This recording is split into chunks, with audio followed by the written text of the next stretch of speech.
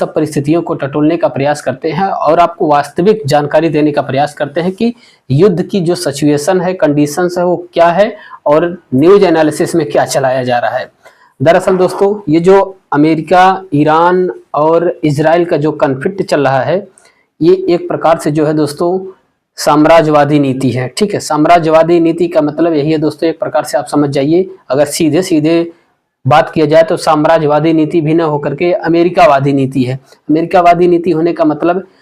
आप अमेरिका के लायल रहिए ताकि आपके जो प्राकृतिक संसाधन है, जो गैस है, जो रिफाइनरी है, जो भी एक प्रकार से यह भी कहा जाए कि जो वहाँ की व्यवस्थाएं सुचारू रूप से चलती हैं वह भी अमेरिका के लायल रहे। ठीक है दोस्तों, तो इसी परिस्थितियों में जो है दोस्तों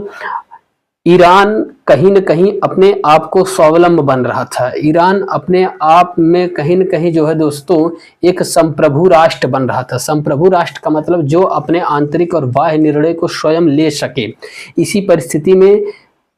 ईरान आगे बढ़ रहा था और कोई भी कंट्री ऐसा नहीं है जो मुस्लिम कंट्री की बात किया जाए कि वह संप्रभु राष्ट्र हो, यानी अपने आंतरिक और बाह्य मामले वो स्वयं से ले सके। उनमें एक ही मात्र मुस्लिम कंट्री है, वो था ईरान दोस्तों।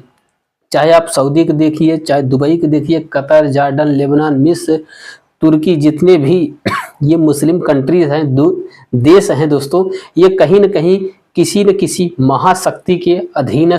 अधीनता में रहते हैं दोस्तों। और इनकी जो लॉयल्टी होती है वो कहीं न कहीं ज़्यादातर किसके फेवर में होती है, या तो अतीत में अगर जाएंगे तो फ्रांस और ब्रिटेन के फेवर में रही थी, और वर्तमान परिस्थिति में देखा जाए तो अमेरिका के इर्द गिर्द इनकी परिस्थितियां घूमती थी। तो इसी क्रम में जो है दोस्तों